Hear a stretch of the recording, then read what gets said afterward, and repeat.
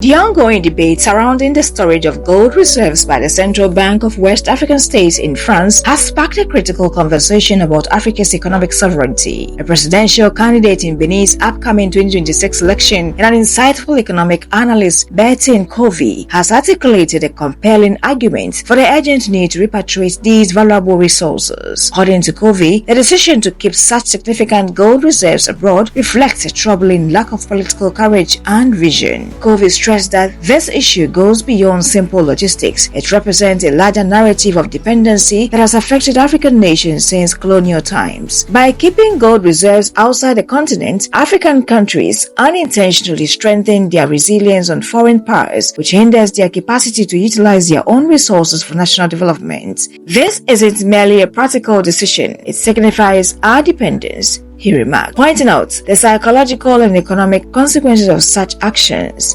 The call for repatriation is not merely about reclaiming physical assets, it represents a transformative vision for Africa's future. Covey asserts, the repatriation of gold must be seen as an economic revolution and rebirth of our nations. This perspective underscores the potential for African countries to redefine the economic path by taking control of their resources. Repatriating gold could provide the necessary capital to invest in infrastructure, healthcare, and education, areas that are critical for sustainable development. The economic analyst also advocates for reinvesting the capital gains generated through these assets into social projects that directly benefit the African populace. By channeling wealth back into local communities, countries can improve the daily lives of their citizens, fostering an environment where prosperity is shared rather than concentrated. This approach not only addresses immediate economic needs, but also builds a foundation for long-term growth and stability. As African nations grapple with the legacy of colonialism, Covey's message resonates deeply. We must turn the page on